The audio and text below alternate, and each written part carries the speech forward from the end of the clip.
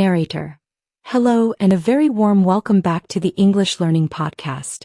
In our fast-paced, interconnected world, there's one experience that unites us all, often silently shaping our days and nights: stress. It's the tight knot in your stomach before a deadline, the racing thoughts that keep you awake, the persistent hum of worry about the future. We've all felt its grip, whether it's the pressure of work, the demands of personal life, or the sheer volume of information vying for our attention. But what if we could navigate this universal challenge with greater ease? What if we could transform the overwhelming into the manageable, finding moments of calm amidst the chaos? Today we're not just talking about stress. We're going to unravel its complexities and explore actionable strategies to reclaim our peace of mind. Get ready for an insightful and deeply relatable conversation between two colleagues, Sophia and Marcus, as they candidly discuss their individual battles with stress and the practical coping mechanisms they've discovered. Their dialogue will not only enrich your English vocabulary and comprehension but also equip you with valuable perspectives on fostering resilience in your own life. So, lean in, listen attentively, and let's embark on this essential journey to understanding and effectively dealing with stress together. Sophia: Hi Marcus. Thanks for meeting up. I have to admit I'm feeling a bit overwhelmed lately. Just juggling work projects, family commitments, and everything else. It feels like a constant state of high alert. How do you typically handle those periods when stress just seems to pile up? Marcus: Hi Sophia, it's good to connect. I completely empathize.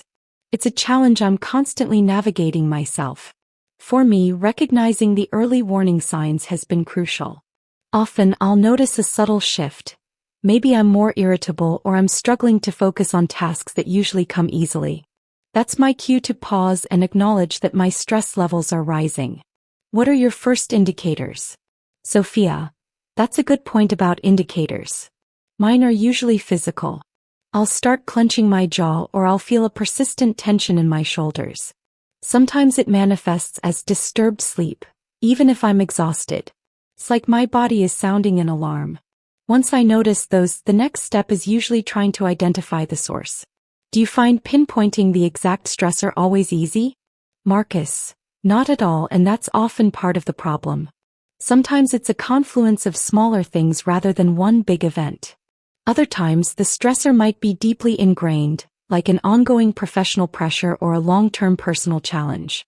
What I've learned is that it's not always about eliminating the stressor, because some things are simply out of our control, but rather about how we respond to it. Have you found that to be true? Sophia: Absolutely. Response is everything. I used to think I had to tackle every single stressor head-on, but that just led to more frustration. Now I try to categorize them. What can I control, what can I influence, and what do I just need to accept and adapt to? For the things I can control, like a looming deadline, my go-to strategy is usually breaking the task down into smaller, manageable chunks. That instantly makes it feel less daunting. Do you use similar task management techniques? Marcus: Definitely. Task breakdown is a lifesaver. I also swear by proactive time management. Things like setting clear priorities at the start of each day, blocking out focus time, and learning to say no to new commitments when my plate is already full. That last one, saying no, has been particularly difficult but incredibly liberating. It's about setting boundaries, isn't it? Sophia: Oh, setting boundaries is a huge one and probably where I still struggle the most, especially in a professional context. There's always that fear of letting someone down or missing an opportunity. But you're right, overcommitment is a direct path to burnout. Beyond the practical, what about the mental aspect? Do you have any mental exercises or routines that help you de-stress? Marcus: Yes, absolutely. For me, mindfulness practices have been transformative. Even just 5 minutes of focused breathing when I feel that tension creeping in can make a significant difference. It's not about emptying your mind, but rather observing your thoughts and feelings without judgment, and gently bringing your attention back to the present moment. I also make an effort to disconnect from work in the evenings. No emails, no work-related news. It helps create a clear separation. What about you? Do you have a specific mental reset button? Sophia: That sounds incredibly beneficial. My mental reset button often involves physical activity. A brisk walk, a run, or a quick yoga session. It's amazing how moving your body can shift your perspective and release pent-up energy. Even just stepping outside for a few minutes to get some fresh air can prevent a spiraling thought pattern. I also find journaling helpful. Just getting all the chaotic thoughts out of my head and onto paper can bring a lot of clarity and reduce rumination. Marcus, journaling is a powerful tool. It allows you to process emotions and gain perspective. Speaking of processing, how important do you think social connection is in managing stress? I found that talking things through with a trusted friend or colleague can really lighten the load. Sophia, it's absolutely vital. Bottling things up just makes the stress amplify. Having someone to confide in who can offer a different perspective or simply listen without judgment is invaluable. It reminds you that you're not alone and that what you're experiencing is normal. Sometimes just articulating the problem aloud makes it feel less daunting. Do you ever feel tempted to just isolate yourself when you're stressed, and how do you combat that? Marcus, oh, absolutely. My initial instinct when overwhelmed is often to retreat and try to solve everything on my own. But I've learned that's a counterproductive habit. To combat it, I make a conscious effort to reach out, even for a brief chat. I also try to maintain hobbies and interests outside of work. When stress hits, it's easy to let those fall by the wayside, but they're often the very things that provide the much-needed diversion and emotional replenishment. Do you prioritize leisure activities even when you're busy? Sophia, I'm trying to. It's a constant battle, isn't it? But you're right, those activities are not luxuries. They're essential for mental well-being. For me, it's reading a good book, gardening, or listening to music. Even small pockets of time dedicated to these can prevent that feeling of being perpetually on. Another area I'm focusing on is diet and sleep. I've noticed a direct correlation between what I eat and how well I sleep and my stress levels. When I'm tired or running on junk food, everything feels amplified. Marcus, you've hit on something fundamental there. Nutrition and sleep are foundational. When those are out of sync, your body's ability to cope with stress is severely compromised. I try to maintain a consistent sleep schedule, even on weekends, and be mindful of caffeine intake, especially later in the day. And when it comes to diet, focusing on whole, unprocessed foods seems to provide more stable energy and better mood regulation. Have you ever considered professional help for stress management like therapy or coaching? Sophia, it's something I've thought about, especially during particularly challenging periods.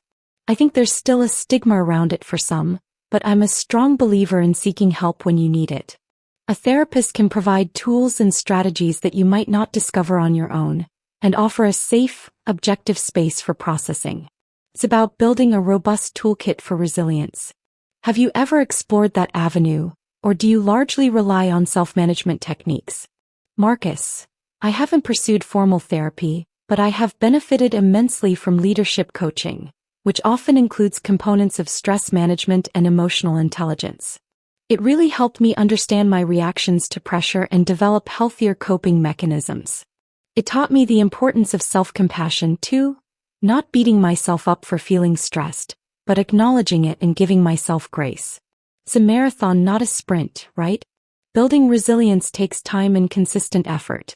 Sophia, absolutely. Self-compassion is key.